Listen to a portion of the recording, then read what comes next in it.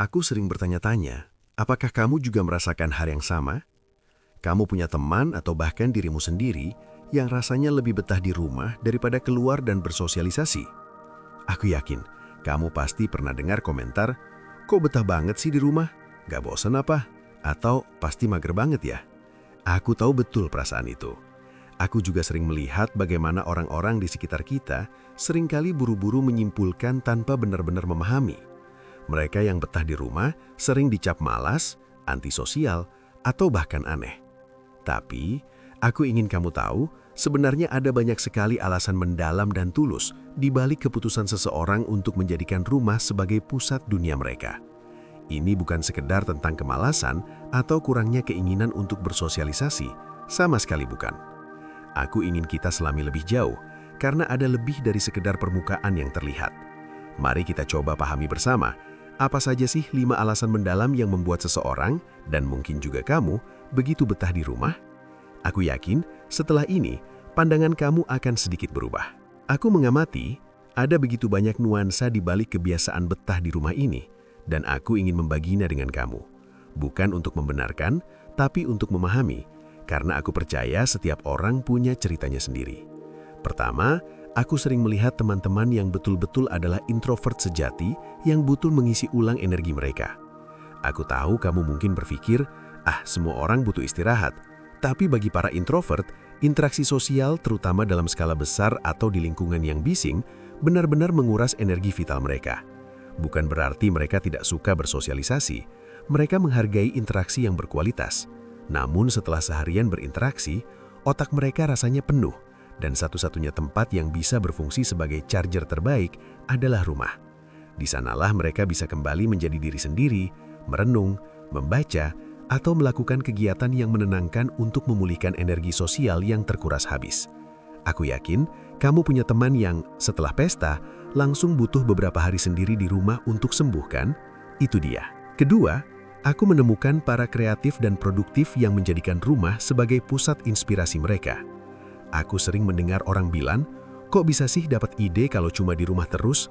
Tapi percayalah padaku, bagi banyak seniman, penulis, programmer, atau bahkan pemikir, rumah bukan hanya tempat istirahat, melainkan studio pribadi, kantor, atau laboratorium ide. Di rumah, mereka bisa menciptakan lingkungan yang sepenuhnya mereka kontrol, bebas dari gangguan eksternal yang bisa memecah konsentrasi. Mereka bisa mendekorasi sesuai selera, memutar musik apa saja, atau bekerja dengan jadwal yang paling sesuai dengan ritme kreatif mereka.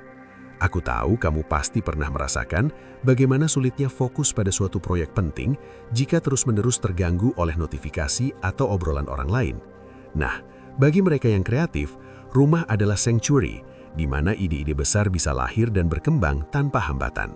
Ketiga, aku mengamati ada juga mereka yang mencari ketenangan dan menjadikan rumah sebagai zona nyaman dari hiruk-pikuk dunia luar. Aku yakin kamu juga pernah merasa dunia ini kadang terlalu bising, terlalu cepat, dan penuh tuntutan. Bagi beberapa orang, intensitas kehidupan di luar rumah bisa sangat membebani. Di rumah, kamu bisa bebas dari ekspektasi sosial, tekanan untuk tampil sempurna, atau drama-drama kecil yang sering terjadi di lingkungan luar. Ini bukan berarti mereka takut akan dunia luar, tapi lebih ke pilihan sadar untuk menciptakan benteng pribadi di mana mereka bisa menjadi diri mereka yang paling autentik tanpa penilaian. Aku tahu kamu pasti pernah merasakan betapa melegakannya kembali ke rumah setelah seharian menghadapi tekanan, kan? Nah, bagi mereka, perasaan lega itu adalah motivasi utama. Keempat, aku juga melihat mereka yang sangat sadar akan keuangan dan prioritas sehingga memilih untuk lebih betah di rumah.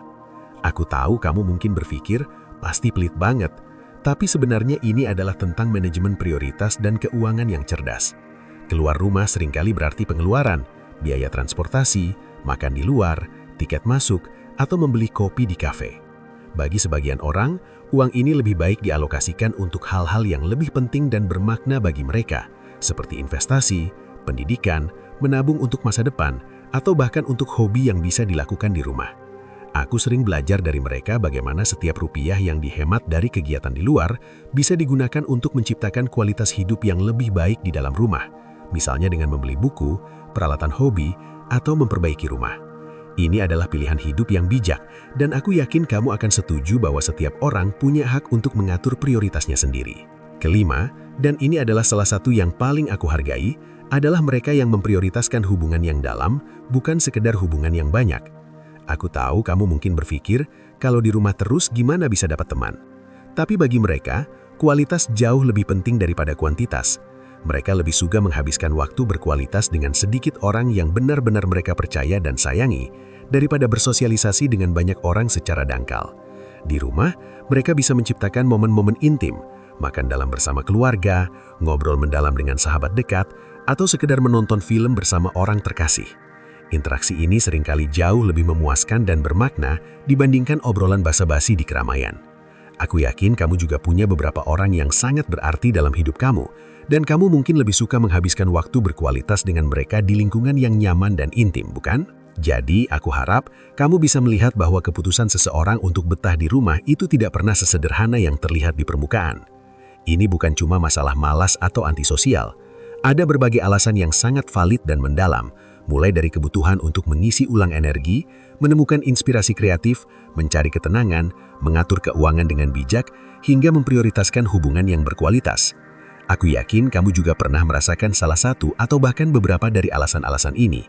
Aku belajar bahwa dengan memahami alasan di balik perilaku seseorang, aku bisa lebih tidak menghakimi dan lebih berempati.